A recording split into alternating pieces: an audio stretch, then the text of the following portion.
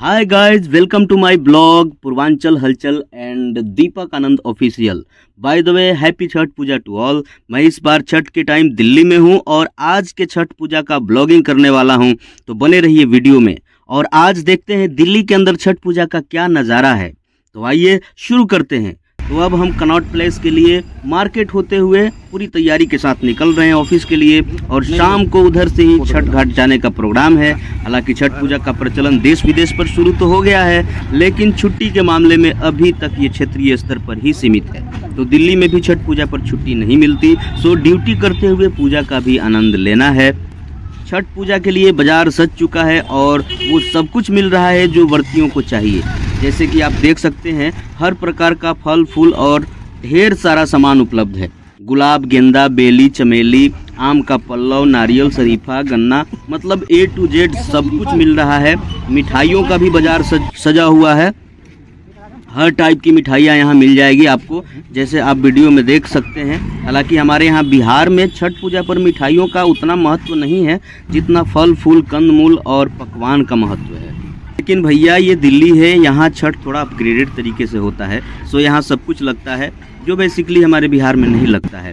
खैर, अब मैं ऑफिस पहुँच चुका हूँ और शाम को यहाँ से यमुना नदी जाने का प्रोग्राम है। पिछली बार हम बुरारी में थे, लेकिन इस बार कनॉट प्लेस ITO के पास यमुना नदी पे ही छठ मनाएंगे। हमारी छुट्टी हो चुकी है और ये हमारे ऑफिस का लोकेशन है, कनॉट प्लेस बाराखंबा। यहाँ के कुछ नज़ारे देखिए, फिर आपको छत के टॉप पे ले चलूँगा और वहाँ से पूरी दिल्ली का सैर कराऊँगा। तब तक आप देखिए, यह हमारे ऑफिस कैंपस का नज़ारा है। कनॉट प्लेस बाराखंबा और अशोका स्टेट का ये कंपाउंड है, कैंपस है। तो यहाँ देख सकते हैं कि लाइटिंग के साथ कितनी अच्छी व्यवस्था है, कितनी अच्छी व्यूज़ है यहाँ। और आप यहाँ देखेंगे कि आर्टिफिशियल वाटरफॉल की भी व्यवस्था है और फाउंटेन भी है। लाइटिंग के साथ वाटरफॉल का व्यूज़ मतलब देखने लायक होता है। आप देख सकते हैं कि कितनी अच्छी व्यूज़ आ रही है। और ये है आर्टिफिशियल ये फाउंटेन, जो रात के टाइम में, शाम के टाइम में बहुत अच्छी व्यूज़ लेके आती है।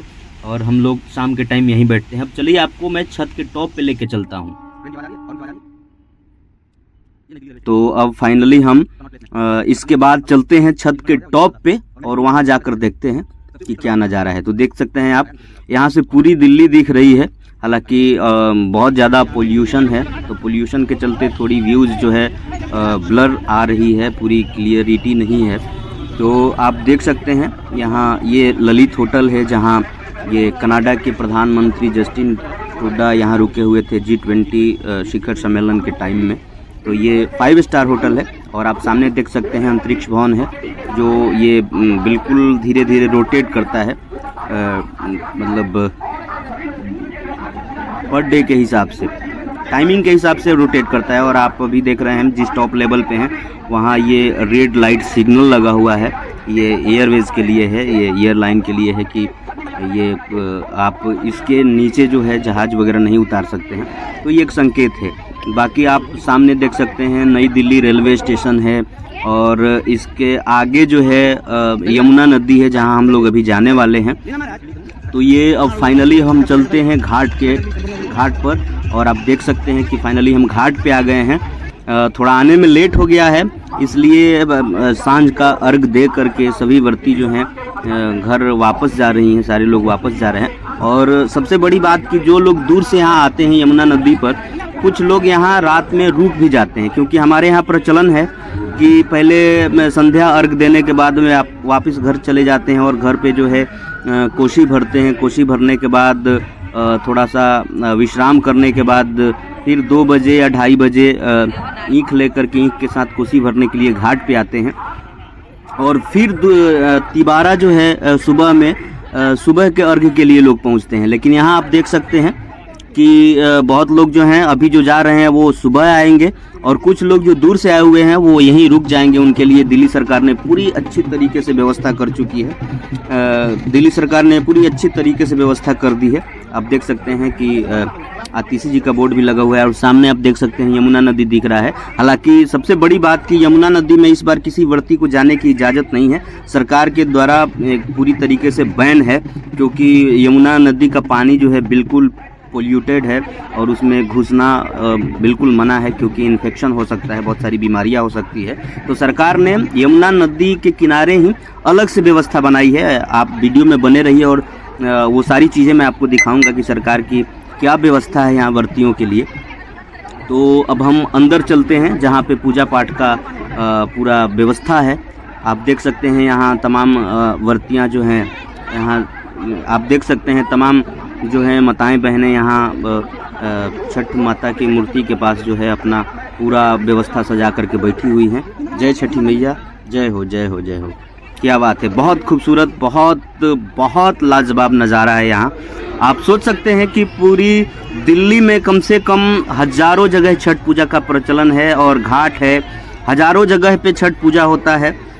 मैं तो ये सोच के अचंभित रहता हूँ कि भाई छठ के टाइम में बिहार के लिए जो गाड़ियाँ भर भर के जाती है, जगह नहीं मिलता है, उसके बावजूद भी दिल्ली में पूजा करने वाले लोग इतने ज़्यादा संख्या में हैं। तो आप सोच सकते हैं कि यहाँ बिहार वासियों की संख्या कितनी हो सकती है। मुझे लगता है कि पूरी दिल्ली में 80 से 90% बिहारी निवास करते हैं, जो कि मुझे लगता है कि 60% 50% तो लोग गांव चले ही जाते होंगे पूजा करने के लिए छठ पूजा में, दिवाली और छठ में। लेकिन जो बचे हुए लोग हैं वो पूजा यहाँ कर रहे हैं। फिर भी मतलब आपको क्या बताऊं मैं, हर जगह भीड़, हर जगह एकदम जाम जाम जाम, बिल्कुल रोड से लेकर हर जगह तक जाम ही जाम लगा रहता है छठ के दिन। तो आप देख सकते हैं कि यह घाट है और इस घाट पे कितनी भीड़ है, मतलब बहुत भीड़ है, बहुत दूर तक जो है इसको सजाया गया है, व्यवस्थित किया गया है। और ऐसे ऐसे दिल्ली में बहुत सारे ऐसे जगह हैं जहां आप देख सकते हैं कि तमाम छठ व्रतियों की भीड़ एकदम लगी रहती है। तो आप सोच सकते हैं कि कितनी संख्या है छठ पूजा करने वालों की। हालांकि पहले यह मूलतः बिहार के लोग ही किया करते थे, लेकिन इसकी खूबसूरती और इसकी अच्छाई और मनोरम दृश्य इसका इतना बढ़िया है कि अब अलग अलग मूल के भी जो लोग हैं छठ पूजा को बड़े ही श्रद्धा और भाव के साथ करने लग गए हैं। तो हो सकता है कि इसके वजह से भी जो है छठ पूजा में भीड़ दिख रही हो। हालांकि आप तो सोशल मीडिया के माध्यम से देखते ही होंगे कि बिहार के साथ साथ उत्तर प्रदेश, झारखंड, बंगाल, मतलब जहां बिहारी निवास करते हैं वहाँ के लोग भी, आम नागरिक भी जो हैं उनसे प्रभावित होकर के और छठ पूजा करते हैं, क्योंकि यह इतनी खूबसूरत है। मतलब कहते हैं ना कि छठ पूजा में हमारी जान बसती है, हमारी आत्मा है छठ पूजा। तो बाकी लोग भी इससे प्रभावित होकर के और छठ पूजा को करते हैं, जिसके वजह से जो है हर जगह इनकी संख्या देखने को मिलती है एकदम ज़्यादा मात्रा में। तो आप देख सकते हैं अब तो प्रचलन विदेशों में भी है, जो हमारे इंडियंस नहीं हैं, जो इंडिया के नहीं हैं, वो भी जो है इससे प्रभावित होकर के और बड़े धूमधाम से छठ पूजा को मना रहे हैं। विदेशों में, बड़े बड़े देशों में, जैसे अमेरिका में, इंग्लैंड में, अफ्रीका में, मतलब हर जगह जहाँ बिहारी हैं वहाँ उनसे प्रभावित होकर के और छठ पूजा बाकी मूल के भी लोग मना रहे हैं। तो ये है छठी मैया की खूबसूरती, ये है हमारी परंपरा, ये है हमारा विरासत, जिसका कोई मोल नहीं है, जिसका कोई तोल नहीं है भैया। मतलब क्या बताऊं मैं, छठ पूजा के बारे में मैं वर्णन कर ही नहीं सकता हूं, क्योंकि यह डिस्क्राइब करने वाली चीज़ ही नहीं है बिल्कुल भी। तो मतलब जैसे कहते हैं ना कि छठ हमारी आत्मा है, तो सच में छठ हमारी आत्मा है और इससे हम जुदा नहीं हो सकते हैं। हाँ, इससे कुछ लोगों को जोड़ सकते हैं, लेकिन इससे लोग कट नहीं सकते हैं, क्योंकि इसकी बनावट, इसकी संरचना, इसकी व्यवस्था इतनी अच्छी है कि इसमें कोई कुछ निकाल ही नहीं सकता है, इसमें कोई दोष कोई निकाल ही नहीं सकता है, ना कोई बता सकता है कि छठ पूजा में किसी भी प्रकार का कोई पाखंड है। तो इसलिए इसकी इतनी अच्छी खूबसूरती है।